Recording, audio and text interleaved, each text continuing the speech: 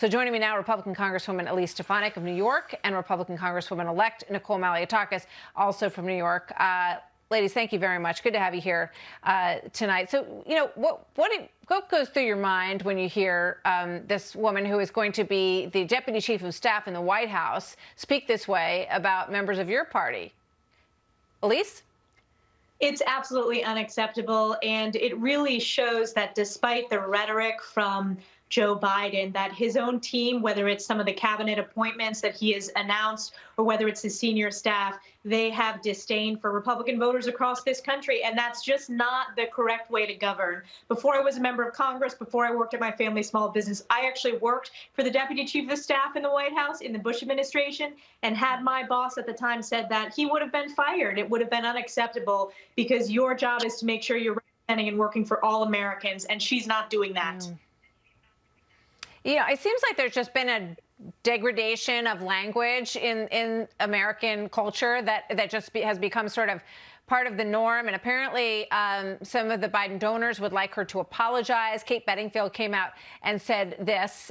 She's obviously on the campaign as well. She's a spokesperson on the campaign, and she's going on to be the communications director. She said, so Jen O'Malley Dillon would be the first to tell you that her mom doesn't approve of the spicy language, but I would be the first to tell you that the point she was making in the conversation with Glennon Doyle is spot on. Unity and healing are possible, and we can get things done. Congresswoman-elect Malliotakis, what do you think about all this? Well, we're certainly not going to get there by name calling. And I believe that it's so critical that we work together right now. We have a pandemic that we need to overcome. We need to reopen our economy. We got to get Americans back to work. We need to distribute this vaccination in record time. And I know Elise and I are ready to get to work with whoever is willing to work with us and share our goals. And I think that needs to be first and foremost. So look, they can contradict themselves in a sentence, but the real work is going to begin quite soon. And we need to get to work to help the American people and really address these issues, because we have so many people that are struggling right now. So, you know, Elise Stefanik, Congresswoman Stefanik, what does the outreach look like so far? Has there been any, and do you expect that there will be meaningful outreach? Because I do think a lot of people, in terms of the bigger unity message, they would like to see some of that.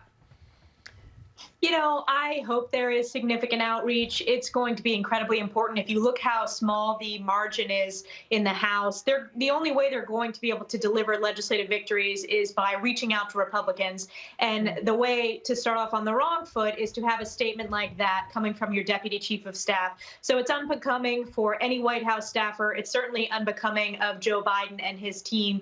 And I think Joe Biden needs to set the record straight himself. She's not the only person that's had horrific comments like this. We've heard those when Kamala Harris was a candidate, some of her commentary. Neera Tanden, who was announced by Joe Biden to be the nominee for OMB, some of the really heinous attacks she's made on Republicans by name and Republican voters across the country. This country deserves better. Nicole's exactly right that we have so many important issues ahead of us, whether it's the COVID relief, whether it's making sure that we have a strong economic recovery and get our jobs numbers back up.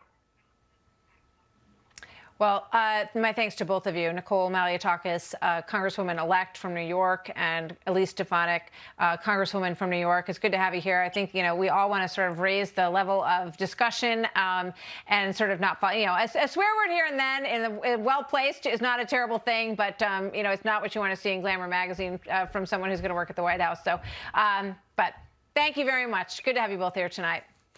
So that is the story.